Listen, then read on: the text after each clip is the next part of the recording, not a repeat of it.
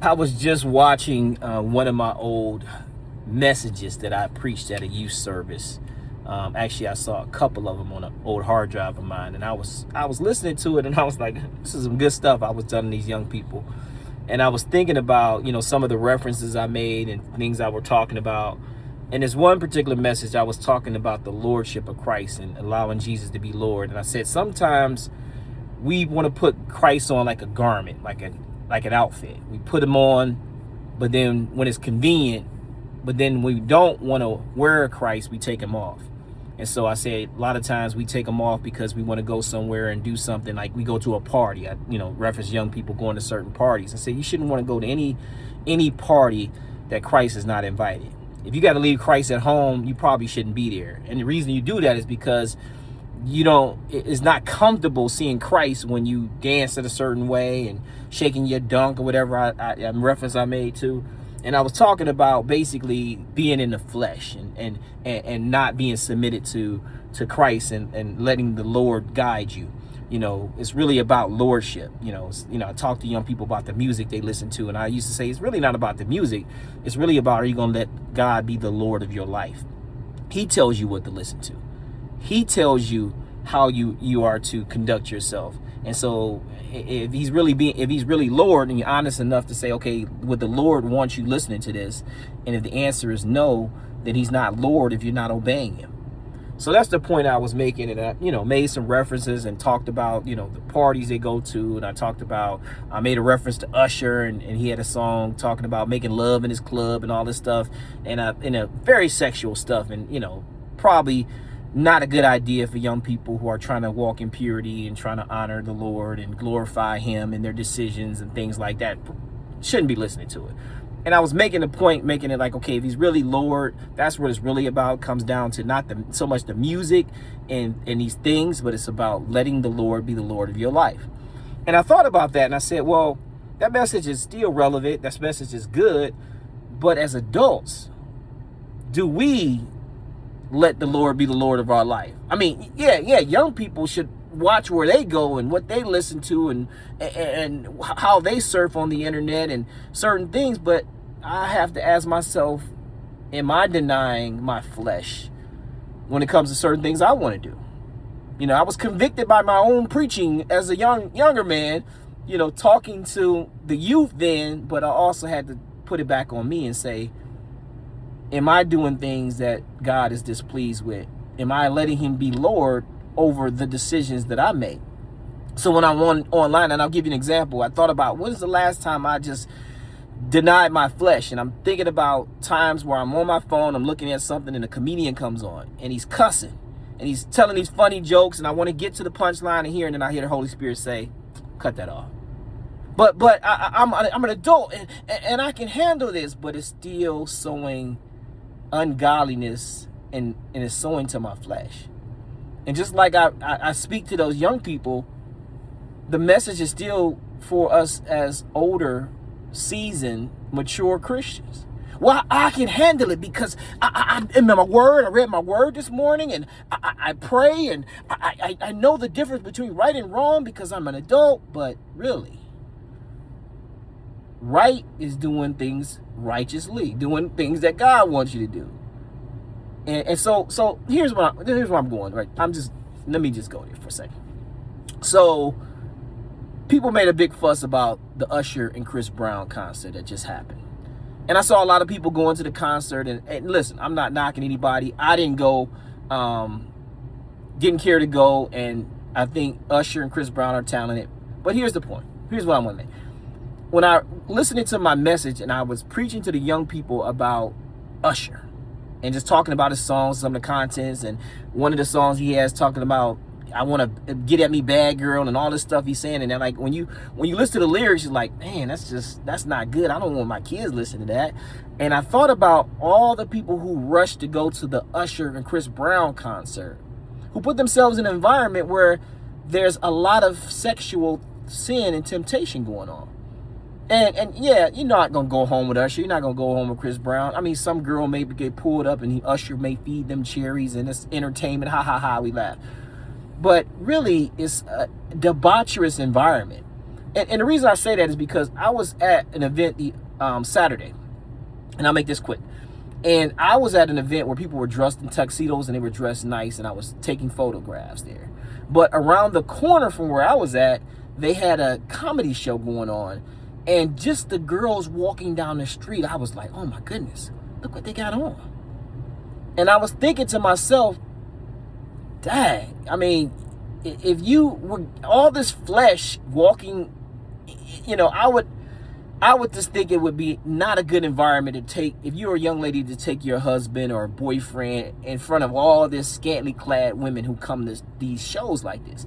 And I thought about it, and I was like, and maybe this is God saying to me, it's like, even though I didn't go to the Usher and Chris Brown concert, I can only imagine how the women were dressed going to that concert. Because I mean, come on now, going to see Usher and Chris Brown, you know, come on. We know how we get down in the black community when it comes to going to shows like this. So imagine what the women had on. And some of you don't have to imagine because you was there. So you take your husband and you got all this flesh around him. You got all this sexual stuff. You got the singers up here singing all these sexual songs. And we just blow it off like, oh well, it's just, you know, whatever. It's flesh. It's worldly. It's carnal. It's unholy. It's ungodly. And I'm saying that because I'm challenging myself too. I'm not here to point fingers and you Christian, and you went to the Usher and Chris Brown concert. I'm not saying that. That's not what I'm saying this for. I'm saying it because I want to put things in perspective, because a lot of times we're just so desensitized and we're so caught up in the flesh, the mind of the flesh, and it works against the spirit. Once you in your flesh and you got the carnal mind, it really does not leave the spirit much room to operate and guide us.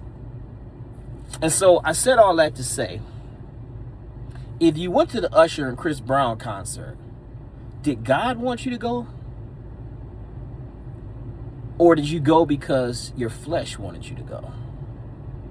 So listen, I'm not judgmental Christian and all that. Yeah, you know, because here's the thing. As adults, a lot of times we see things are wrong for the youth and we say it's inappropriate. But when was the last time we told ourselves as adults something was inappropriate?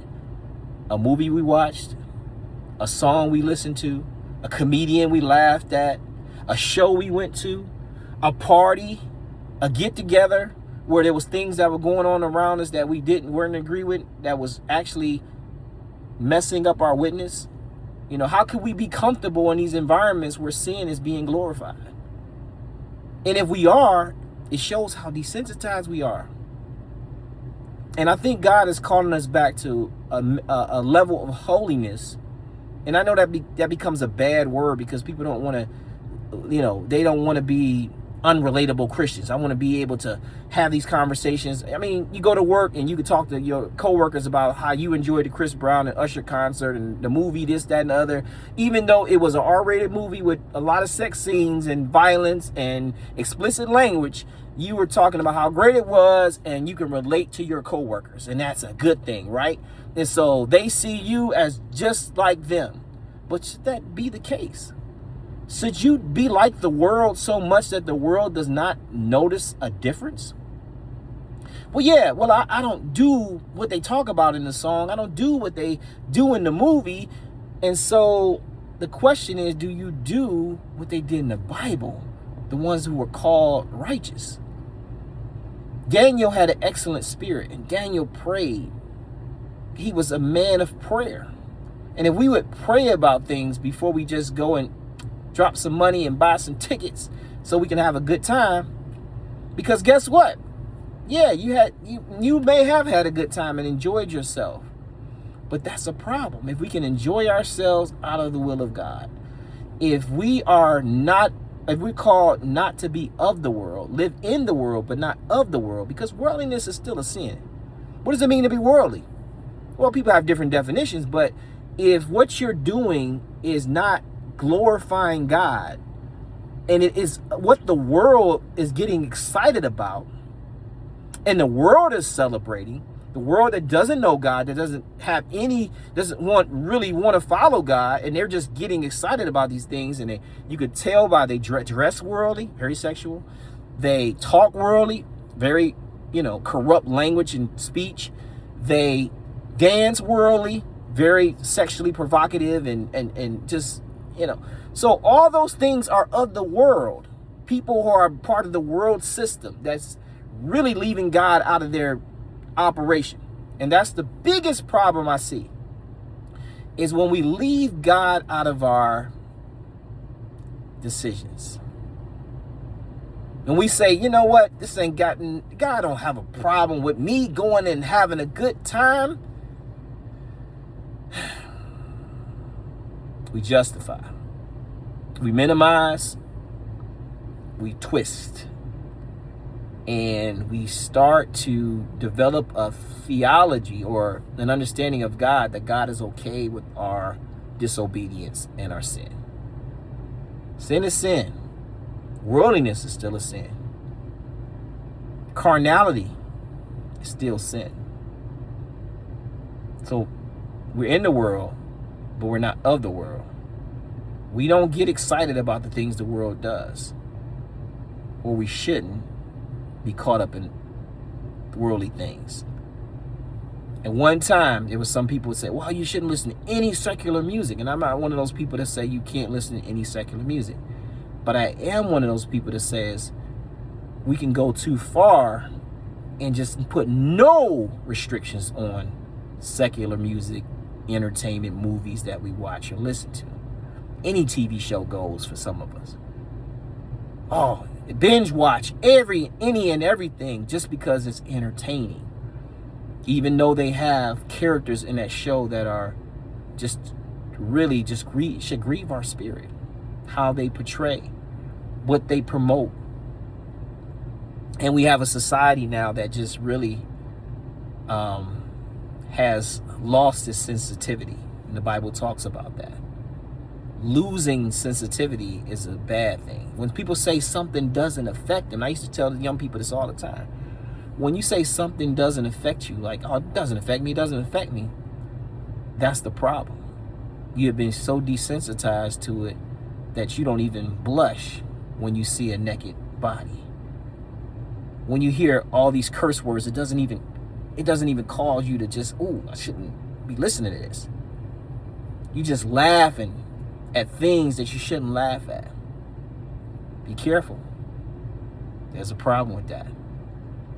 So, I said all that to say, don't get caught up in the messenger.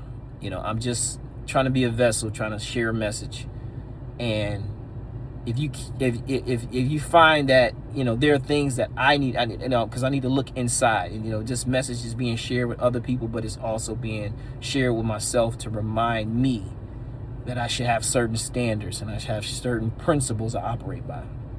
And if I want to remain true to my calling and honor God, glorify God, then I have to be careful of what I sow, because what you sow, you will reap. And if you sow to your flesh, Bible says you'll reap corruption. God bless you. I hope you listen to this in entirety and pray about what I said and allow God to lead you, because he is Lord. Because one day, every knee will bow and every tongue will confess that Jesus is Lord.